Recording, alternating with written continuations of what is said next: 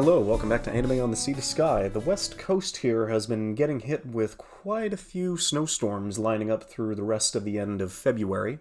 Even though we do get a lot of snow, it's definitely quite a bit of a shock how many times we've been able to accumulate a bit of snow on the ground, considering that we ended up having the ninth largest snowfall in Vancouver's history, followed up consecutively by multiple snow days back to back to back, and considering that it's not getting any warmer, I mean, yeah, it is winter, that's definitely something to be expected, but how frequently this has been happening and how frequently you've been able to see quite a bit of white and gray lining out the streets and as well as the forests of green, it's a little surprising to say the least, and I mean, in terms of other surprising things, if I sound a little under the weather, it's just considering that I ended up leaving one of my windows open during the night of one of these cold winter evenings, and so that ended up giving me not the best start to my day, so nursing myself back up to the rest of it, and hopefully I'll be able to keep the coughing down to a minimum, and we'll just see how it goes.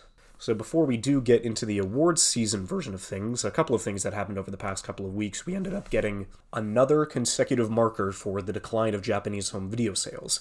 It has now marked the 17th consecutive year as the Japanese home video market has been in decline consistently through home video releases. In 2022 in particular, it was down by 16.1%.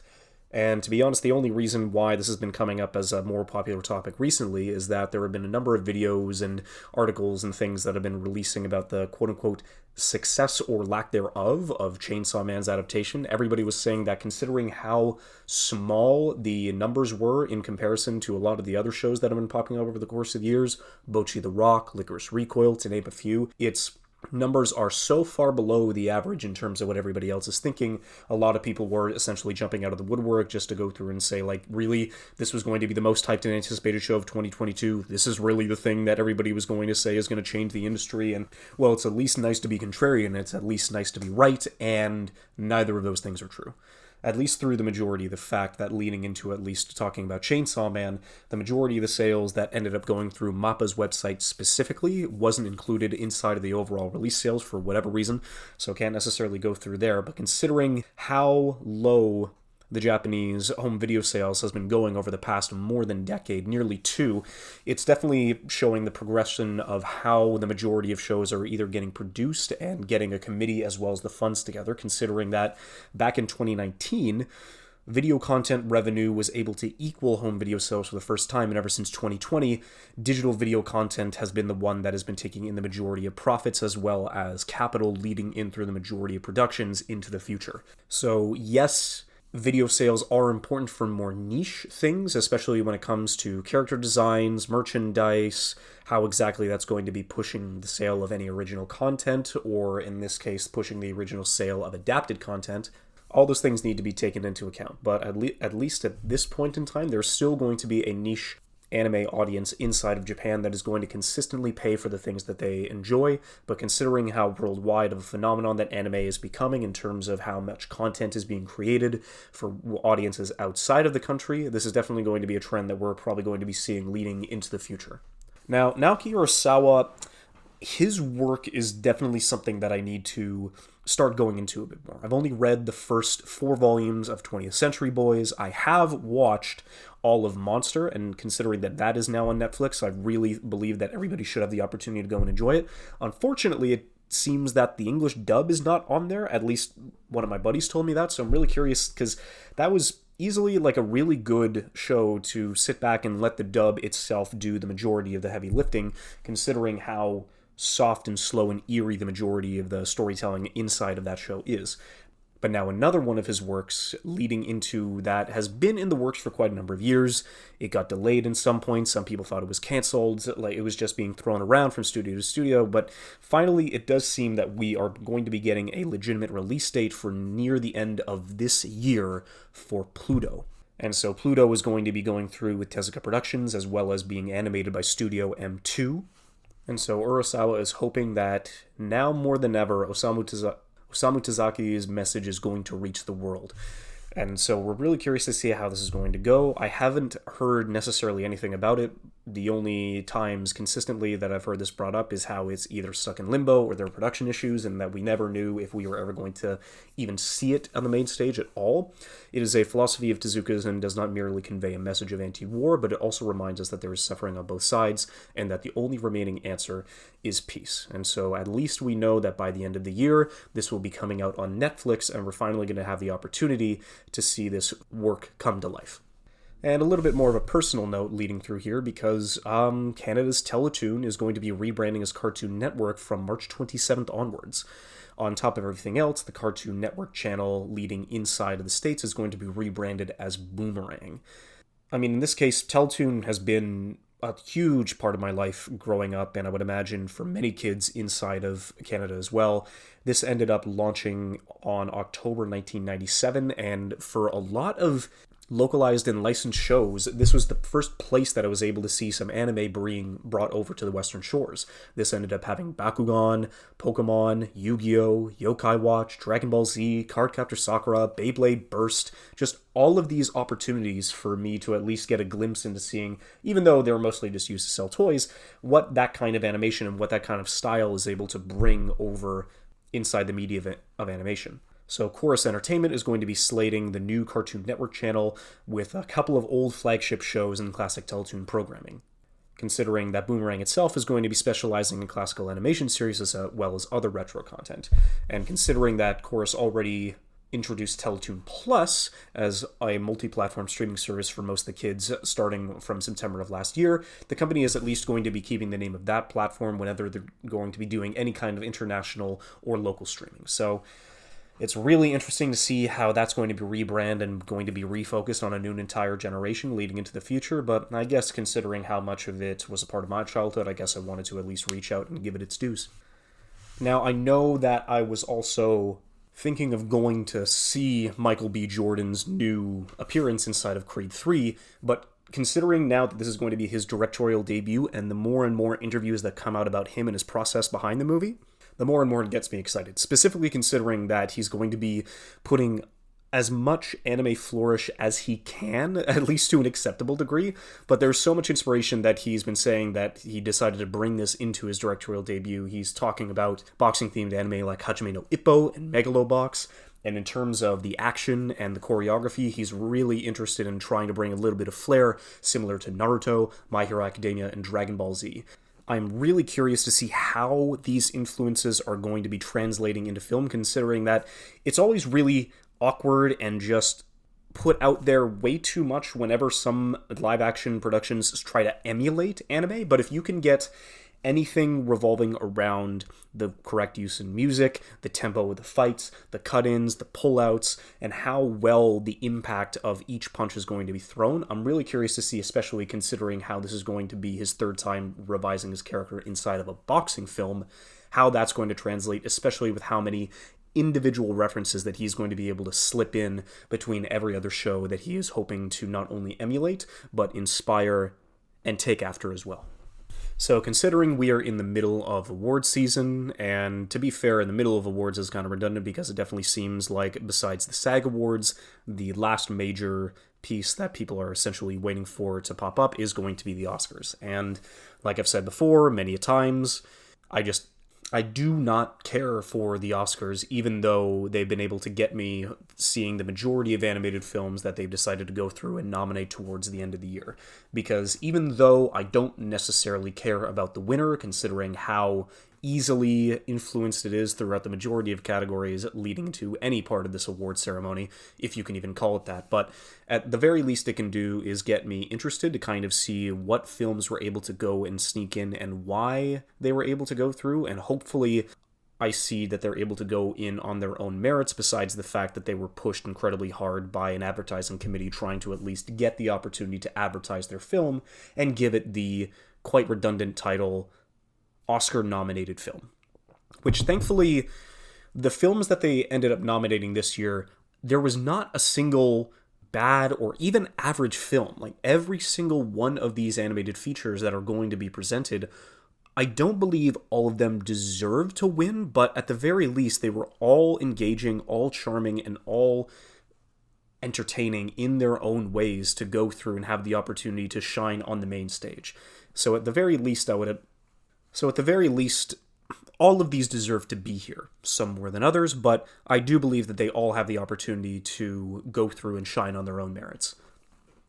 So to begin, I'm probably just going to go in ascending order based on the ones that I thought were, quote-unquote weakest doesn't necessarily put it in the right way, but the ones I'll at least be able to enjoy these films more and more as I continue to go on and talk about them, considering that there is quite a bit of film to go through, not only in anime, but just animation in general. And so I'm really glad to see that through the majority of these productions, we're seeing more and more pieces be advancing their field and their medium as a whole, and so I'm really glad to see that through the majority of this stuff, regardless of the trends and the tropes that have been evolving through at least the 2020s, there are quite a bit of strengths to each of these individual projects, so at least I can cover them here. So even though there's quite a bit of Canadian spark in this nomination, I would say Turning Red is definitely a film that hits that great piece of nostalgia, at least back in the middle 2000s for when I was going through, although this is going through the lens of an Asian Canadian growing up in early Toronto.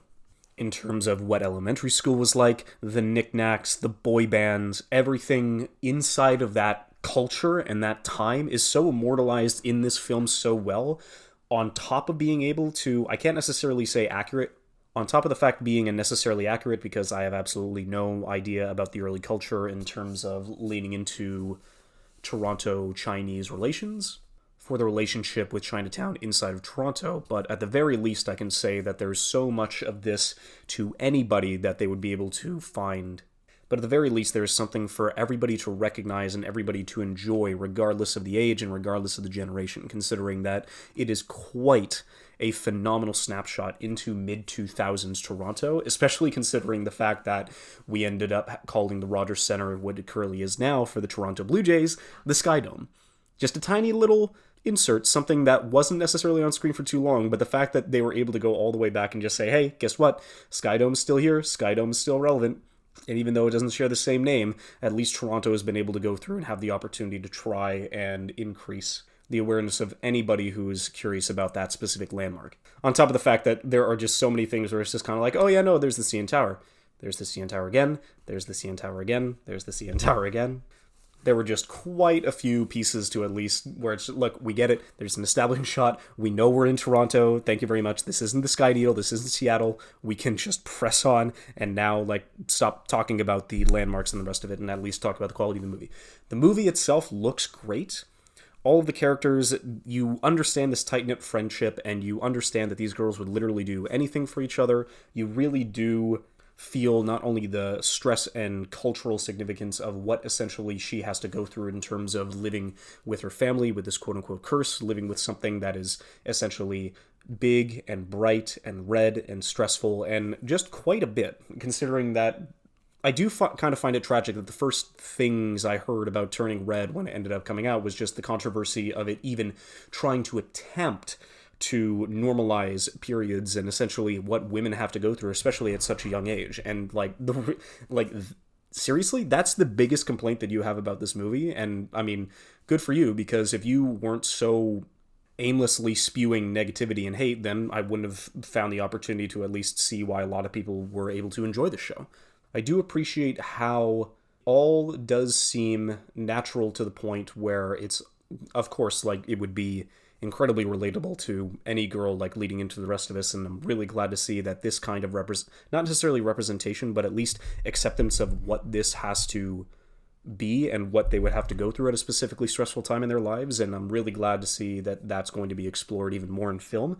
And outside of that, the way that they're able to brew the familial conflict into seeing how it is the major conflict, even though there's still a lot of love and a lot of joy and a lot of care that this family feels towards each other, but knowing the stress that the majority of this curse leads upon them is completely understandable into how this kind of conflict is going to be not only resolved, but in terms of how everybody is going to learn to grow as people inside of a more healthy coping mechanism, as well as being able to lean on each other more. So at the end, I'm really glad to see the recognition that this film was able to go through. I was really glad to see how they were able to instill us in that kind of time on top of everything else that everybody was going for. And I'm really hoping that we still get more Canadian media that ends up getting based in Canada and not have it be like a Vancouver scenario where it's a city that can play anything, where it's like, nope, this is specifically Toronto, or this is specifically Vancouver, this is specifically Edmonton, specifically St. John's. Oh man, I would love some seaside towns, especially on the East Coast. Oh, one can only dream. So the most recent one that I ended up watching close to this list is also just the one that I'm the most conflicted about, and that's Marcel the Shell with Shoes On. Because it's stop motion. The majority of the main characters inside of this film are all stop motion, but it only takes up about a third of the screen. And everything else is portrayed in the real world, which as a technical feat is ridiculously impressive, considering how well they were able to meld Marcel and his family inside of this world that is completely and utterly real. There's no prop, or there's barely any props. Everything that he almost involves himself with or touches is something that is a part of our world specifically. And it's just let's just say whenever more than half of the movie is revolving around human characters in a human setting, but in a real world, something that is outside the medium of animation. And not necessarily outside of it, but how the medium of animation interacts with the real world itself. You saw a couple of pieces of that inside of, say, like Bocchi the Rock, where they would either cut to either live action stuff or put them in the middle of an environment that was actually in the real world instead of generated. So considering the majority of this film is, everything inside of this film is in the real world, but the majority of the environments that Marcel and his family interacts with, very briefly does it become part of a stop motion piece, and they actually go through and interact it. I know I'm not talking too much about the quality of the film, because the film is good.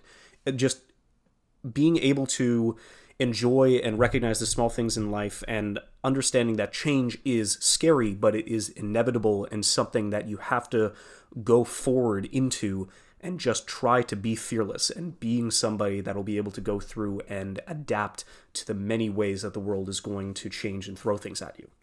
I did also, it was also a really interesting thing to see. It didn't necessarily comment on the idea of virality, but it also definitely went through like influencers or people trying to go through and get a piece of the ever evolving like popular content pie. Was just kind of like, oh yeah, no, these people are just, yeah, I just don't like this. They're an audience. They're not a community. It's just a group of people. And they're not really helping anybody. They're just looking for something themselves. And it's just kind of like, yep, nope, that definitely hits something. The most similar vibe that this film was able to give me would probably be The Borrowers or the animated film The Secret World of Arrietty. Considering the scale and how a smaller creature would adapt to live inside of a human home, the conflict and how the pacing of the movie does go, it does get you to just slow down, figure out how a creature of this size would be able to navigate and live inside of a world that is mostly occupied by us, not only us, but pets, through animals, through insects, and how their coexistence with that kind of environment leads them to the kind of life that they live. And I really did find all of that interesting, considering that I do believe that like Arrietty is one of like my secret favorite Ghibli films, but it still does a really good job grounding you inside of that scale and that point of view for the rest of the characters. So honestly, everything about this film is just a technical and visual marvel. The only thing that keeps nagging me at the back of my head, like the only negative thing I can say about this film, or the only two negative things I can say, is that sometimes it does slow down to a degree that it's a little shaky to keep moving forward, but then also it deserves to be nominated somewhere. It deserves to be put inside of a category either through, unfortunately, mostly drama, maybe fantasy, but for a film where it is stop motion for its main character, it's just that everything else is just real life. And I don't know how much it's just really tough, considering that the majority of the time, I mean, all the time that Marcel and his family are on screen, that's all stop motion. That I can understand. But it's just when you compare this to something that, say, Studio Laika does with Kubo and the Two Strings, or in this case with what Guillermo del Toro was able to do with Pinocchio, it's just so... They're all stop motion in their own right. The problem whenever I think about this and you're nominating it next to the rest of this is that they still... You know what? I think I'll just leave it at this. The more and more I think about it, the more and more accepting I become of it being. It just still is going to take me a while to have the opportunity to just reel into the fact that, yes, this is stop motion, and the majority of the main characters here are stop motion, and that is going to be where the majority of the technical piece comes into play whenever you're deciding to do that kind of a production. So, since that was the most important part, and that the characters involve themselves and interact with the world around them inside of that kind of medium, merging the two together, I still do believe that the majority of the medium is real, and the minority of the things that are happening is stop motion and in-turn animation. It's just very tough to come around. I would say it's still worth your time. Go figure it out for yourself if you're actually curious to see like how much of this you would believe to be like, is this more of drama or is this more animation, or is it fine for both of it to coexist in its own place? I don't know. I still do believe that this is going to be interesting. Marcel the Shell with Shoes On. It's always a tongue twister. I do believe that it is worthy of a nomination inside of this category, even though it will still take me a little bit of time to accept that, but it's still worth your time, and I do think it's a good watch if you're looking for something that kind of takes you on the smaller things in life and how to enjoy them. So probably the biggest surprise to me, since the first time I had ever seen this movie mentioned, was basically on the nomination list, and that, in this case, is The Sea Beast, which I still have no idea where the bloody production company is, because they just keep saying Netflix Animation, which just means, okay, so Netflix... I highly doubt that it is a company where it's just called Netflix Animations, especially with how Netflix is basically just completely canning the majority of the productions and sequels and everything else that they're related to. So the fact that this movie's coming out now as quote-unquote Netflix Animation with not giving any of the production names or the people involved or the companies involved like any due process or any like recognition.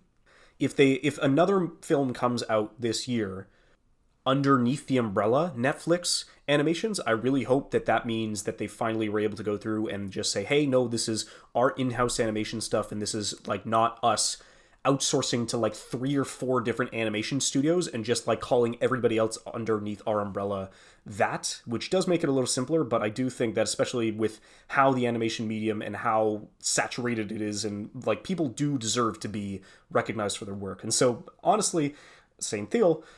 When it comes to the production, that's the only negative thing I can say about it, because this movie was definitely a surprise gem, to say the least. It is a pirate movie through and through, and it has been so long since I've had the opportunity to go through and have that kind of swashbuckling environment and adventure and feel to any kind of this since the first Pirates of the Caribbean movie. It is so fun, so dynamic, so chaotic. I mean, I guess on top of that, Sinbad Legend of the Seven Seas, that's also a really good animated film.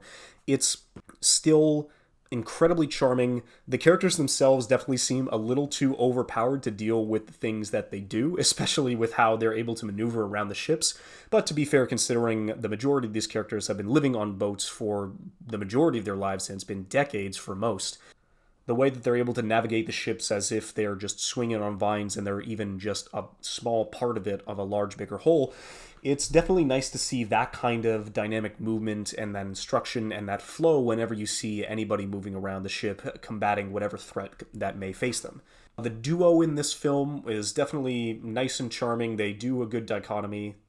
Maisie and Jacob have a really good back and forth duo whenever they go along with each other, and seeing how they're able to expand each other's worldview as well as teach them things that they wouldn't have been able to go from another perspective. It was all very nice.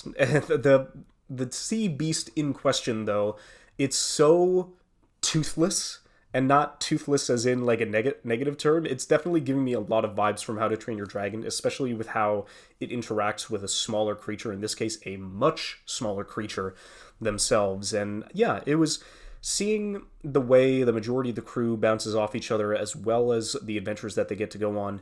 it's a little shorter than I would have expected, on top of the fact that the movie just kind of goes and ends incredibly quickly, where it just, you see conflict, the final conflict of the film go from part A to part B to part C incredibly quickly, and then everything gets resolved, which, to be fair, is kind of nice, because the message, the political system, the way that the majority of the people actually would have to live, and how they would have to change underneath such a grand gesture, the way the film, it's a small, it is a large, quick gesture, but it is something that would fundamentally alter the entire world and the people that would live in it, but then it's just kind of like, and then everybody lived happily ever after, which, thankfully, just kind of just lets it off to the point where you don't necessarily have to think about it too much. It's a really nice hour-and-a-half long, like really quick, enjoyable sailor shanty romp. And if that's the kind of thing that you've been missing for the past couple of years, I would definitely recommend The Sea Beast. Although, if you were asking me to give it a rating, when I was beginning the film, I basically noticed that, okay, so we're pirates, we're sailing on the seven seas. If there is no more than 2 sea shanties inside of this, if there aren't more than 2 sea shanties inside of this movie, it's just going to get a 1 out of 10. And guess what? There was only 1 sea shanty inside of the entire movie. So, unfortunately, it gets a 1 out of 10, so it's probably my least favorite movie in the entire list just for that reason alone, so that's really unfortunate, but you know what? You gotta do what you gotta do. Now, I know that you've heard that there have been quite a few Pinocchio films to come out in 2022. It's just been so hilarious to see all 3 of these films cover such a wide spectrum of not only quality and emotion, but just production, as well as the cast and the overall experience and the interactive and the perspective from all of these as well. Because of all the properties to come out over the past couple of decades, if you told me that Pinocchio was going to be getting 3 different films of 3 varying qualities, that would probably be the last one I would have expected. So in this case, we ended up getting Pinocchio, A True Story, which is going to be on the far end of the spectrum in terms of how piss poor it was compared to all of its predecessors. And at the very least, what you can get out of this film is just something where you would have to go through, drink something, smoke something, take anything to try and add to the experience, because it is just so fucking awful in terms of the animation, the storytelling, the voice acting, just everything involved in this production was just so unfortunate in how it ended up playing out. But at the very least, it was a bad kind of funny and something that you could actually laugh at and feel something towards.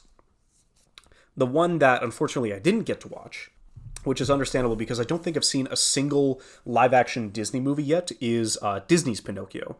And there is just nothing positive that anybody can say about this movie. The best I've heard about it is that it was fine to mediocre. And then the majority of the people that end up going through it, it's just kind of like, okay, well, it's another live-action Disney feature, so sure, there's going to be a couple of pieces how it's going to get involved, but wow, is this just so piss poor and soulless and absolutely nothing, and an absolute nothing of a film. Just, they've got Tom Hanks, they've got a big actor, it's attached to Disney, it's attached to one of their old animations, and that's basically the only thing that you could say about it, because everything else, because apparently the animation work was just kind of a little bit shoddy. Everything that anybody had to say about it was either just meh to negative. It's definitely one of those soulless works where they know it's just off of a checklist because they're going through every single one of their classic Renaissance films, and all of them will be transitioned to live action at some point in time, but it's probably just the most insulting thing that you could do to a property, and that's just make a soulless, nothing cash grab of film. So the fact that this movie was able to elicit nothing out of so many people is probably just the worst crime that you could probably commit. Thankfully, the Pinocchio that did get nominated for an Oscar this year is going to Guillermo del Toro's Pinocchio, which is a stop-motion bit which, yes, it's done by Netflix Animation, but this is the reason why I want to go through and look at the productions, because you mostly can take this towards Shadow Machine and the Jim Henson Company, because it's their productions and it's their work and it's their crew that did the vast majority of the work on this, where all Netflix Animation is mostly doing is handling the distribution. Pinocchio itself, if there was ever a thing that I would not have on my Pinocchio bingo card, it would probably be Pinocchio becoming a part of the Italian Nazi regime and trying to become a super soldier. And it's like, this is, well, this is definitely not the way I would have expected it to go, but honestly, just, it worked out. There is so much heart and effort and just hope and joy put into this film in the face of something that is so heartless and destructive and soul-crushing as war, and what it takes away from people and what it drives people to do. It was such a weird thing, considering it was almost like horror-ish in the beginning of the film, in the sense that you have this wooden boy with the soul and naivete and the absolute joy of a new child, like perfectly voiced by David Bradley. He put a really good spin onto this character as being just a nice, kind, believable boy. But the way that Pinocchio comes to life and interacts with the world around him, as everybody shuns, disgraces, calls him a spawn of the devil, and all Pinocchio can do in that face is just kind of like, no, that's not me, I'm a real boy. And just his relentless, childish hope and optimism put into contrast by the complete and utter despair, apathy, and hopelessness of the scenario that he's been put into is just so, it's just so comedic in that sense that you can't help but just laugh and have a good time with it, regardless of the horrifically dark scenarios that all of our characters get put into. I'm really glad to see that Ewan McGregor is still moving on and doing quite a bit of good work to this day. He was a phenomenal piece as Jiminy Cricket, or I can't remember, just the cockroach, or just how essentially that goes through Sebastian J. Cricket, that's it. And what his narration is able to do to push the story forward, I really did enjoy him. And if you were ever going to have anybody to do and if you were going to have anybody to do a narration of that point, you can definitely go really well with you, Mr. McGregor. All of the animation and the environments and what this production was able to accomplish inside of this story was just honestly nothing short of phenomenal. It looks gorgeous, whether it's through rain, water, snow, fall, spring, summer.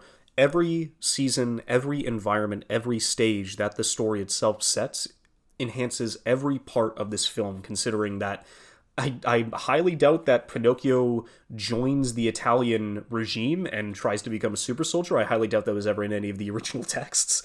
But how you put Pinocchio inside of each one of these scenarios, and not only is he able to survive and keep his optimism and his kindness and his joy, and having the opportunity to live that kind of life in spite of it all, is definitely something that is incredibly hopeful and uplifting, regardless of the environment and regardless of the places that you've been put in.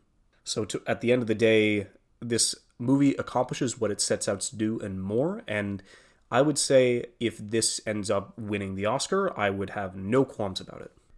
So it's very tough to think that, is this my universal favorite animated movie that's being put up for an Oscar?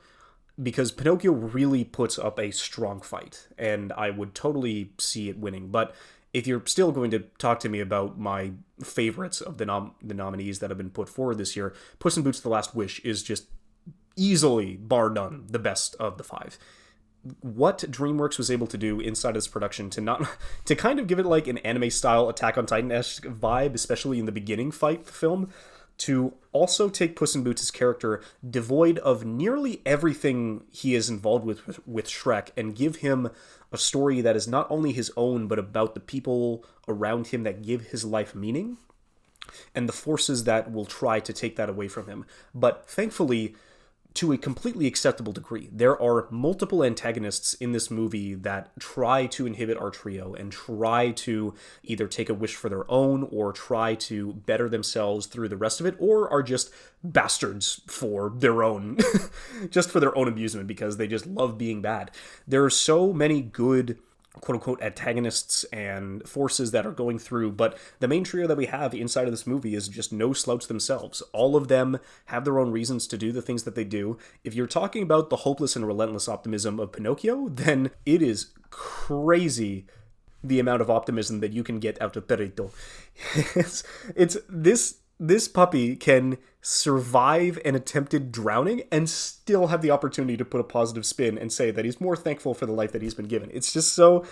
He's such a nice addition to the cast. It was definitely one of those things, kind of like Mako and Kill la Kill, where they're relentlessly optimistic, they're hyperactive, they're always like trying to be a part of the main scene. They always try to shove themselves into everybody's business, and it's like, okay, I know I'm looking at it through the trailers and what everybody's saying. It's like this is going to be an incredibly annoying side character that just has to round out the trio just so we have somebody else to care about. And thankfully, Perdito pulls their own weight and more. They have a phenomenal sense of camaraderie and inclusion inside of this trio, and what they're able to accomplish, no matter how small and how hopeless the situation may seem, he always figures out a way to put a positive spin on it. Puss in Boots definitely just shines as a way for him to essentially move forward and try to live his best life, regardless of what is given. And of course, there is going to be no way I cannot talk about this film without involving the wolf. The big bad wolf, the bounty hunter.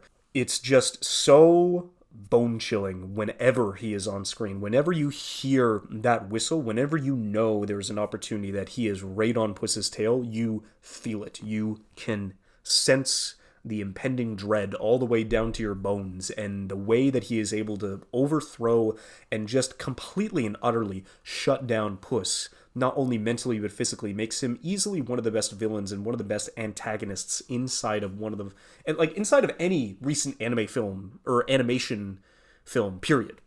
Especially with the amount of time that he's on screen. He's probably inside of a movie that runs over just over a half an hour or an hour and a half. He's probably on screen for like 10 to 15 minutes, and it's just like everybody involved around him, like even the other antagonists who get more screen time are also phenomenal, but just what he's able to do with the little screen time that he is a part of is just nothing short of amazing. Everything revolving around this film, everybody that they were able to bring together at DreamWorks Animation, what they were able to accomplish with this film is going to stand the test of time. And unfortunately, the next Puss in Boots, the next time we're going to see him is probably going to be in another Shrek film. But honestly, with how he was able to make his mark onside the landscape of animation with just this one in particular, it's going to be something that people are going to be recommending for years to come. And considering that this feels like another film that felt the positive influence of Spider-Verse all those years ago, and seeing how they've been able to evolve and adapt the medium of animation inside of this style and in this kind of story, it gives me nothing but hope and optimism, considering how well it was able to be adapted and just how phenomenal of a film itself it actually is. So now the real... actually, before I get to that question, the one major anime film since the R Anime Awards just wrapped up, and they were able to go through and give their thoughts on the majority of the pieces inside of anime over the year. For their best animated film of the year, Public, of course, no doubt went to Jujutsu Kaisen 0, considering that was easily the most popular, and I do think that JJK 0 was it was a great continuation, leading on to, not necessarily leading on to, but at least giving us the background information for a lot of characters and acting as a really good prequel towards the majority of the story that we're going to be seeing, I think, in the second season that's going to be coming out this year. I can't remember if it's this year or next year, but besides that, I do think JJK 0 is a good film. The one thing that I'm going to say that I didn't watch, which now, I guess, considering what the jury was able to go through and explain why this deserves to be where it was, is that the jury ended up giving the number one film to the Review Starlight movie. And Review Starlight is interesting considering that it was something that I dropped 3 or 4 episodes in. It had a phenomenal first 2 episodes. It got you incredibly invested in the characters in the world and how that kind of review stage crew like moves forward and what kind of work ethic it takes to survive inside of that world. But then I only liked the main 3 and everybody else was just not really engaging enough to keep me invested, so I probably only made it to 3 or 4 episodes and then I ended up dropping it. Now that this new film has come out, and basically every single category that it was a part of, either best music, like best musically, one of the best animated, and now apparently it was the best overall film of last year, I'm probably going to have to give it a watch. But if that's the case, I guess through the jurors' recommendations, I'll give it a recommendation as well.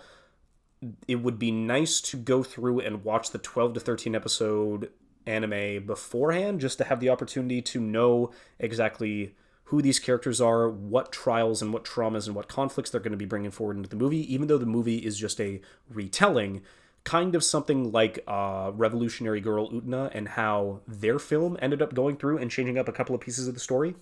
Something similar to that. So I'm really curious why the jurors picked this one and why it was such a unanimous favorite to a lot of people, or just to everybody that ended up seeing in the first place. But if you are going to ask me what the best animated film of last year was just outside of all of those, I'm still going to give it to Inuo. Puss in Boots might have been my favorite, and if you had to give it a strong competition, Pinocchio would probably be the best overall film. But even regardless of all of that, Inuo just stands head and shoulders above the rest of anything that ended up coming out last year that I ended up seeing. I mean, even the jury in this case gave it second place to review Starlight leading up to the rest of it. And as long as you go into Inuo expecting the ridiculousness, expecting that it's basically a rock opera that is going to knock your socks off and also teach you a little bit about Japanese history and revisionism as a whole, I would definitely recommend Inuo to anybody who is willing to listen, because I'm pretty sure every single time I've mentioned Inuo, it has been at the top of my list, and regardless of how many times I said it. So just go watch Inuo. If I had to choose, Inuo should have been on these nominations, over Sea Beast, over Marcel, over Turning Red. Inuo probably should have been at the top of the nominations over any of these. It ended up coming second to Pinocchio at the Golden Globes, so at least there's that, and it got a little bit of recognition. But at the end of the day, I still do believe that even though Puss in Boots is probably my favorite animated film to come out of the West, Inuo is probably my favorite animated film, even through the majority of the great stuff that I've been able to watch and catch up on over the past couple of weeks, and it will keep that mainstay as the king of 2022.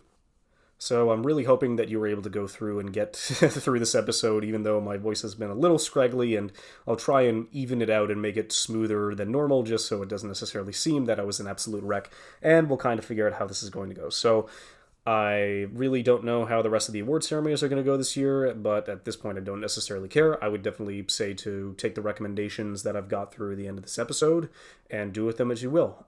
So until then, cheers. Have a good one.